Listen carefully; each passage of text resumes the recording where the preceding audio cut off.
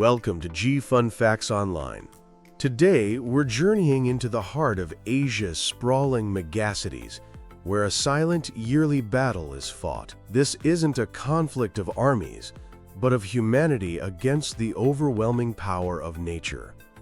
It's the struggle to protect vibrant, chaotic, and ever-expanding urban landscapes from the annual deluge of monsoon floods. These concrete jungles, centers of economic growth and cultural dynamism, are on the front lines of our global climate crisis. The once life-giving rains now threaten to become a force of immense destruction. We'll explore how cities like Mumbai, Bangkok, and Jakarta are facing this threat, and how they are learning to live with water, not just fight it. The relentless rhythm of the monsoon has shaped civilizations for centuries. But as these regions have urbanized at a breakneck pace, the delicate balance between land and water has been shattered. Vast expanses of concrete and asphalt have replaced porous earth, turning natural sponges into impermeable shields that accelerate runoff and overwhelm antiquated drainage systems. The consequences are stark. Submerged streets, paralyzed economies, displaced populations, and a mounting death toll. So how did we get here? What turns a seasonal rain into a city-stopping catastrophe? The flooding that plagues these megacities is a complex interplay of factors, a confluence of crises. At the very core is the sheer speed and scale of urbanization. A massive migration from rural areas has fueled the explosive and often chaotic growth of cities. The most obvious culprit is the proliferation of impermeable surfaces. Every road, parking lot, and building foundation seals the ground, preventing rainwater from percolating into the soil. This dramatically increases the volume and velocity of surface runoff, channeling torrents of water into drainage systems designed for a bygone era. Making matters worse, this relentless urban sprawl has led to the widespread encroachment on natural floodplains and wetlands.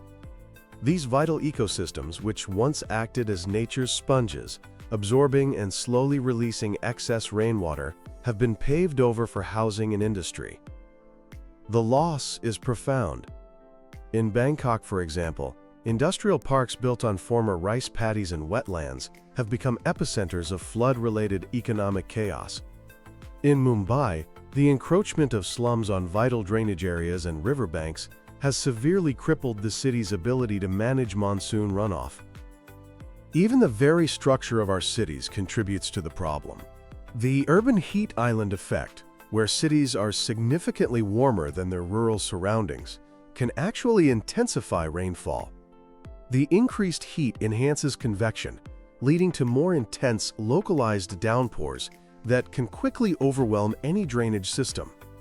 The tall buildings that define a megacity's skyline also alter wind patterns, further influencing the distribution and intensity of that rainfall.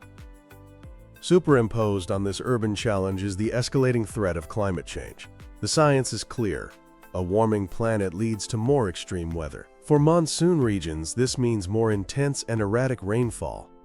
The Intergovernmental Panel on Climate Change has warned that the South Asian summer monsoon will likely see an increase in total rainfall, with greater variability and more frequent, extreme downpours. This creates a new, more dangerous reality. Storms once considered rare are becoming common, bringing rainfall that far exceeds the design capacity of existing flood defenses. The devastating 2005 floods in Mumbai serve as a terrifying benchmark. In that event, some suburban areas received a staggering 37.2 inches, or nearly 950 millimeters, of rain in a single day. For coastal megacities like Manila, Bangkok, and Kolkata, there's another threat: rising sea levels. Higher seas not only increase the risk of coastal flooding from storm surges, but also impede the drainage of rainwater from rivers into the ocean, a phenomenon known as tidal locking. This can lead to prolonged periods of inundation, even from moderate rainfall. Then, in a cruel twist of irony, some of the very processes that fuel these cities' growth are also causing them to sink. The excessive extraction of groundwater to meet the needs of a burgeoning population and thirsty industries has led to widespread land subsidence. This gradual sinking of the land, combined with rising sea levels, creates a perfect storm for catastrophic flooding. Jakarta is one of the fastest sinking cities in the world, a crisis so severe it has prompted the Indonesian government to take the drastic step of planning an entirely new capital city. The impacts of these floods are as multifaceted as their causes, creating a cascade of social and economic calamities. The most immediate and tragic impact is the loss of human life. Drowning is a significant cause of death, but the dangers don't end when the waters recede. Floodwaters become a toxic soup, contaminated with sewage and pollutants, leading to outbreaks of waterborne diseases like cholera and typhoid. The stagnant water also provides ideal breeding grounds for mosquitoes, increasing the risk of dengue and malaria. The psychological toll is immense. The trauma of losing a home and possessions, the stress of displacement, and the uncertainty of the future can lead to long-term mental health issues. The most vulnerable populations, the poor, the elderly, women, and children, are hit the hardest. Slum dwellers, often living in makeshift housing in low-lying, hazardous areas, are particularly at risk. Their homes offer little protection, and they lack the resources to evacuate or recover.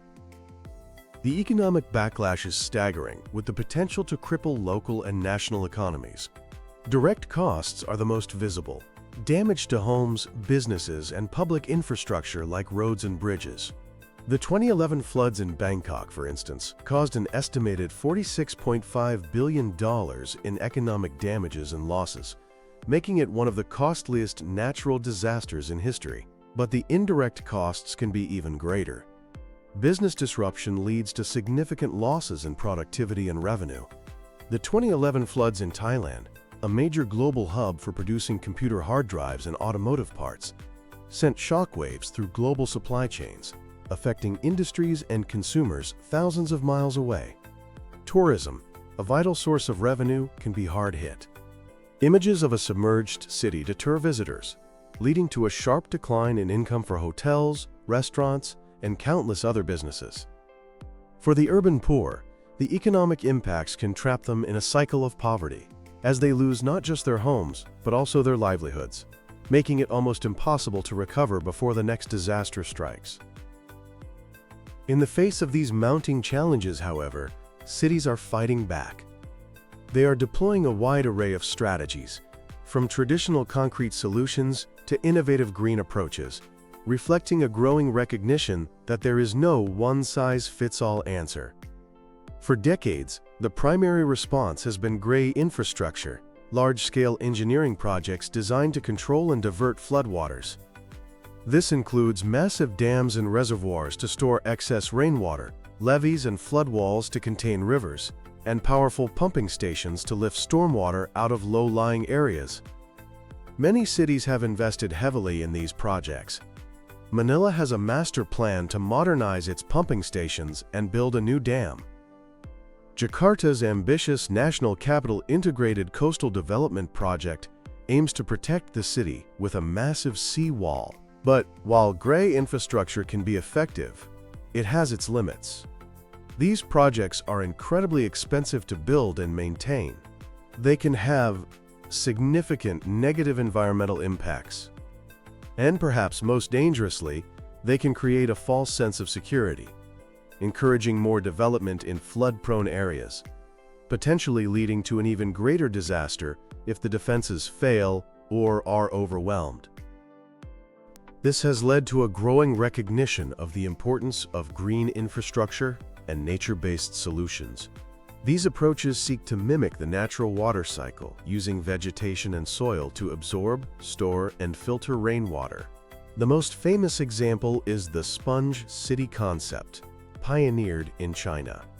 It aims to transform urban areas into giant sponges through a combination of green roofs, permeable pavements that let water seep through, rain gardens, and interconnected waterways.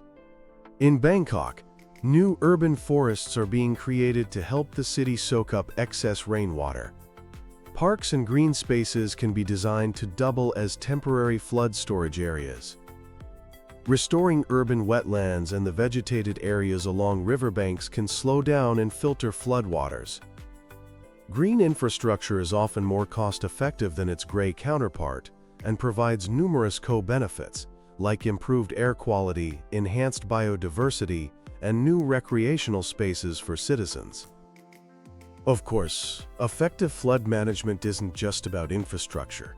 It also requires smart policy and planning. This includes zoning regulations that restrict development in high-risk areas and stricter building codes to ensure new construction is flood resilient. A surprisingly crucial element is simple waste management. In many megacities, drains clogged with plastic and other garbage are a primary cause of localized flooding. Regular cleaning and public awareness campaigns can make a huge difference. New technologies are also playing a vital role. Advanced weather forecasting models, combined with real-time data from rain gauges and water level sensors, can provide timely early warnings. Technologies like LiDAR and GIS can create detailed maps of flood-prone areas, helping cities identify vulnerabilities. We're even seeing the development of smart drainage systems, using sensors and AI to optimize water flow in real time. Ultimately, however, the success of any strategy depends on the community. Empowering local residents to take an active role in protecting their own neighborhoods is critical. This includes public education about risks and community-based early warning systems, where residents themselves monitor conditions and alert their neighbors. The struggle to tame the floods in these concrete jungles is a long and arduous one. There are no easy solutions, but the shift we're seeing is hopeful. It's a move away from a model of endless expansion towards a more compact and sustainable form of urbanism. It's a move towards a new paradigm, one that seeks to harmonize the built environment with the natural world.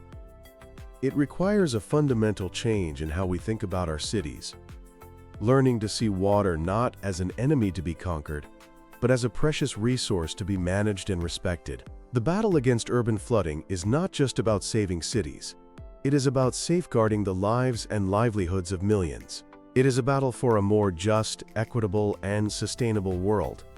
And it is a battle that, with courage, ingenuity, and a shared sense of purpose, we can and must win.